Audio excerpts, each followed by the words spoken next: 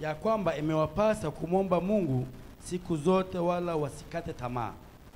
Akasema, palikuwa na kadhi katika mji fulani, hamchi Mungu wala hajali watu. Na katika mji huo palikuwa na mwanamke mjane, alikuwa akimwendea akisema, nipatie haki na adui wangu. Mstari wa 4. Naye kwa muda alikataa.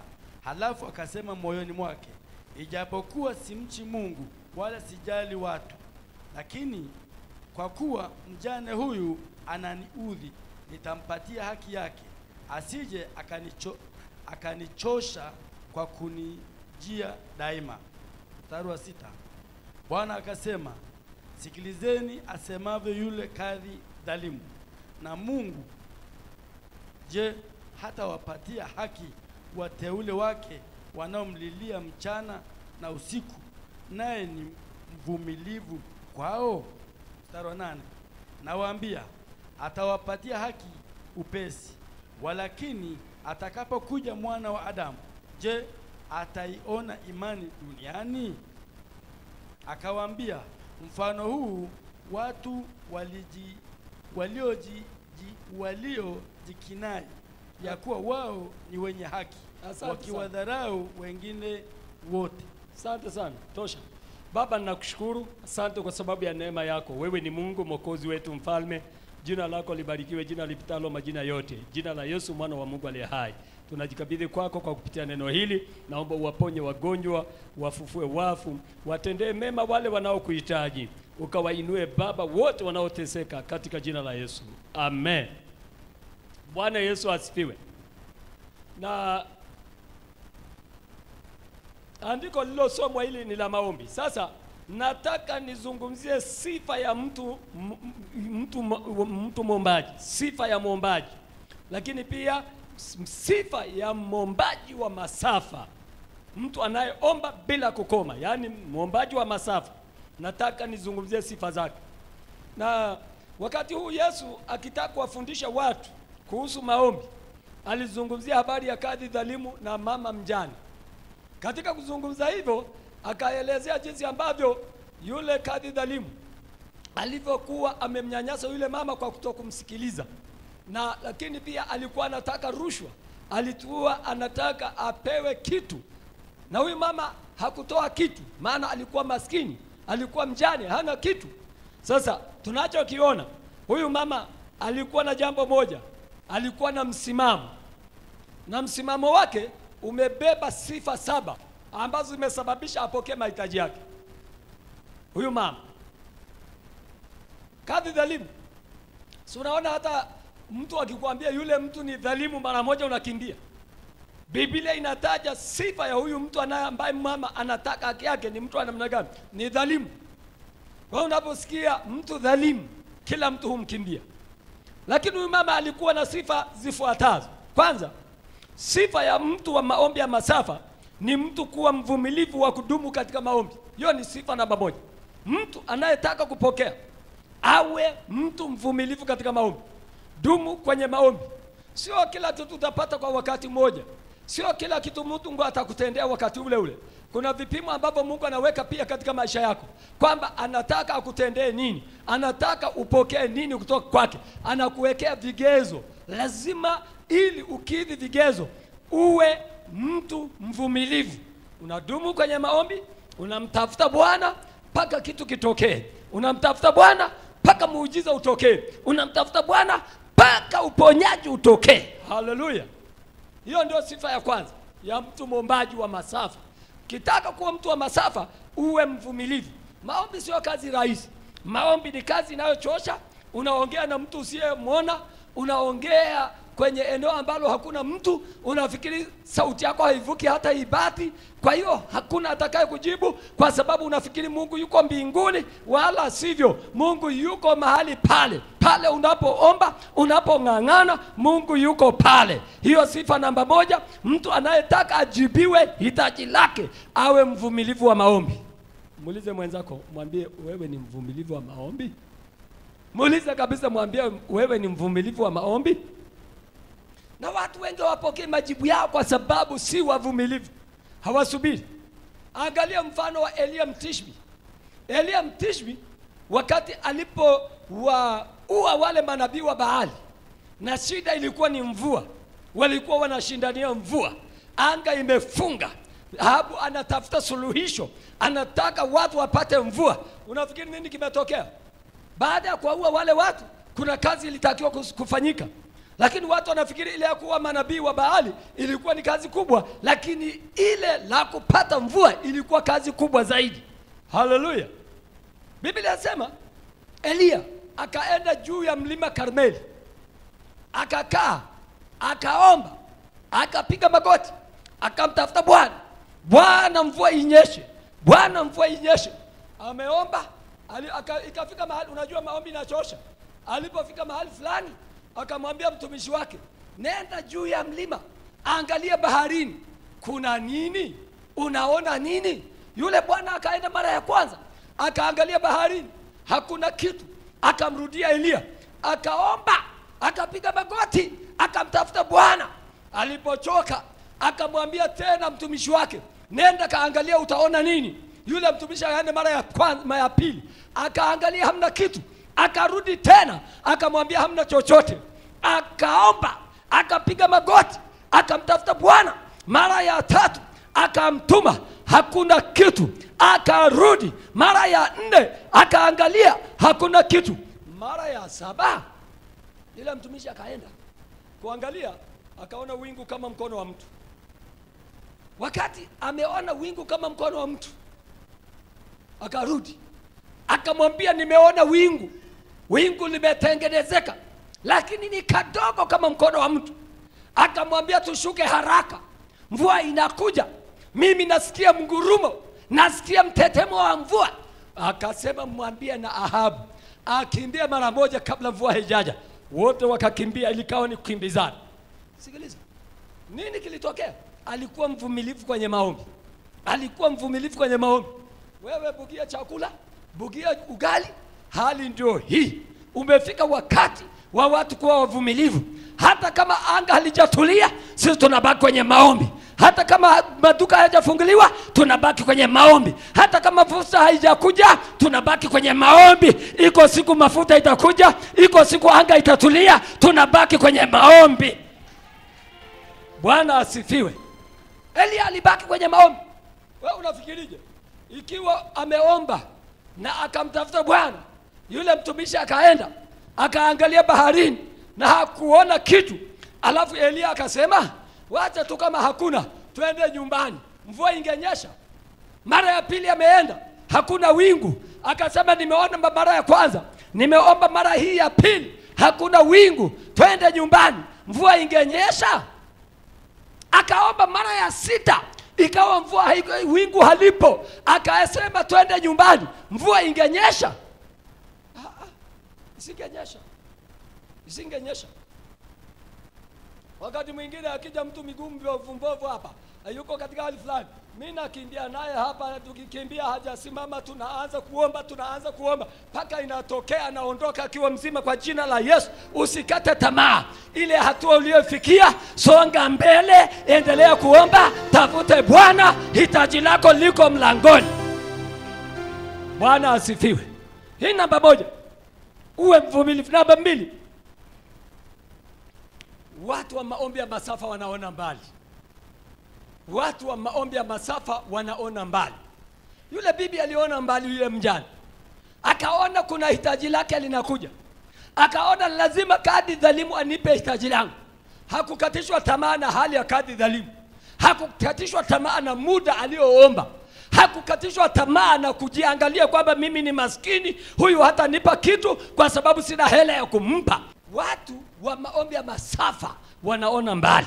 Wakati mtumishi anaenda baharini kwenda kuangalia, anaenda mlimani, anaangalia baharini, Elia katika ulimwengu wa roho anaona wingu. Ndio sababu anamrudisha.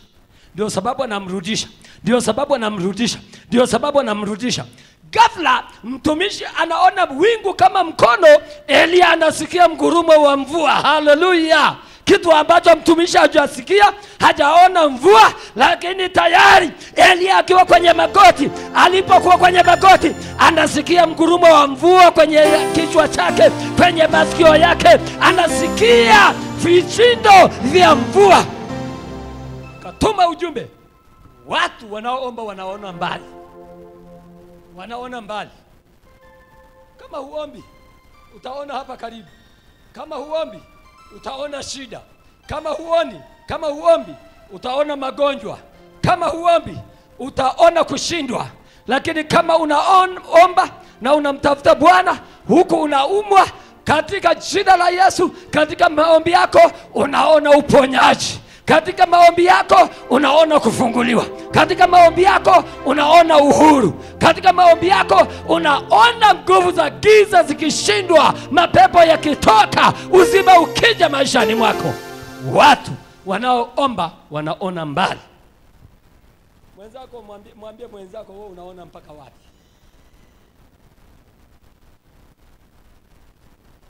Wengine wanamwona tu mchungaji Sule hapa, hawaoni zaidi ya hapo.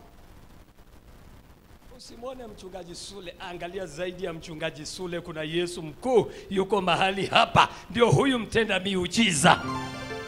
Bwana asifiwe. Ona mbali. Hawa ni watu waombaji. Anaweza akasema kitu kabla haijaja, anaweza akajua mambo ya miaka 10 baadaye.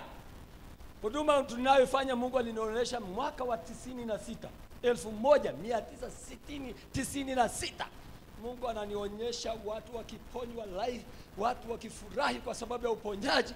Mungu alinionyesha mwaka wa 96, na ilikuwepo humu katikati kidogo ilikuwepo. Lakini sasa Mungu ameamua sasa kufika mahali pa kuachilia nguvu za uponyaji katika huduma yetu. Bwana asifiwe. Usiogope, ona mbali. Wakati wenzako wanaona mauti, ona uzima. Wakati wenzako wanaona umaskini, ona utajiri. Wakati wenzako wanaona kushindwa, ona ushindi mbele ya kushindwa. Bwana asifiwe. Hiyo ni sifa ya watu waombaji wanaopiga maombi ya masafa. Lakini pia sifa namba 3, hao watu ambao ni waombaji wa masafa wana nidhamu isiyo ya kawaida. Wana nidhamu isiyo ya kawaida kuhusu maombi. Hakuna chochote unachokihitaji kisicho na gharama. Lazima ulipe gharama ya nidhamu. Mtu anayetaka kuona mbali, ana nidhamu. Kuna kitu anayekifukuzia, kuna mahali anataka kufika.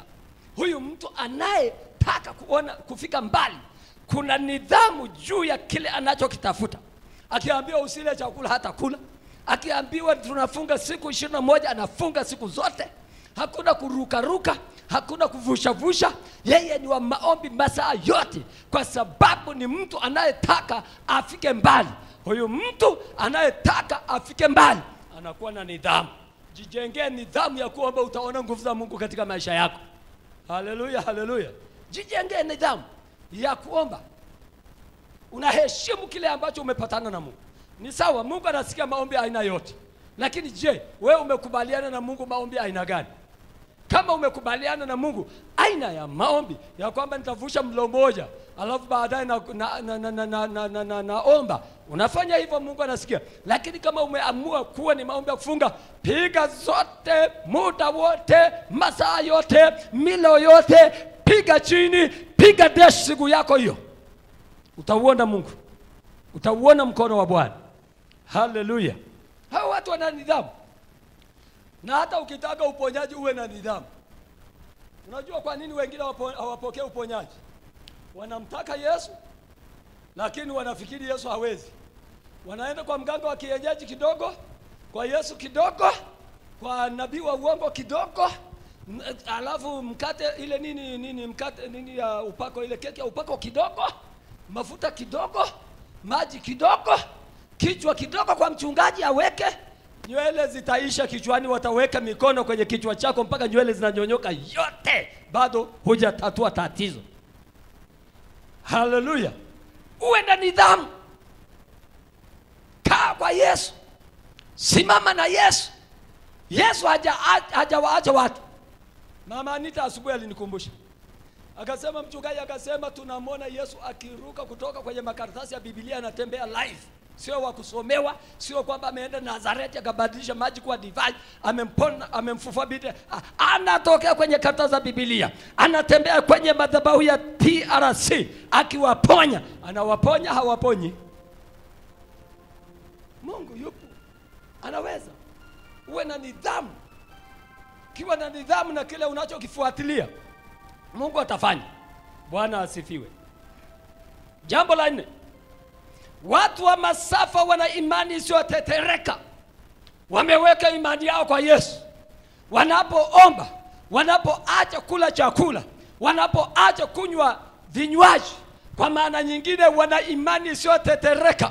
Wamesimama kwa imani, wanapambana na kile ambacho kiko mbele yao, wanapambana na mkuu wa giza, wanapambana na mkuu wa anga, wanapambana na matatizo magumu.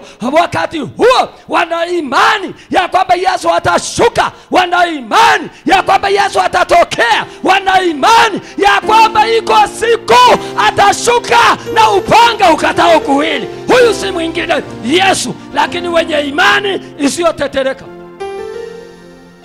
Siwe na imani inayoyumba yumba.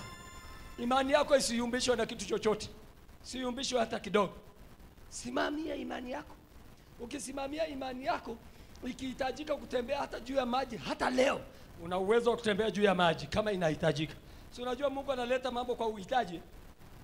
Hivi unafikiri wamekuja na mapanga, wewe una imani sio tetereka? Mbele yako kuna bahari, huku nyuma wamekuja na mapanga, utakimbilia panga au utaingia baharini? Rahisi ni hivi. Utakimbilia mapanga, wamekuja na mapanga, alafu unaona kila upande huna namna, yaani utakimbilia baharini, ufe baharini.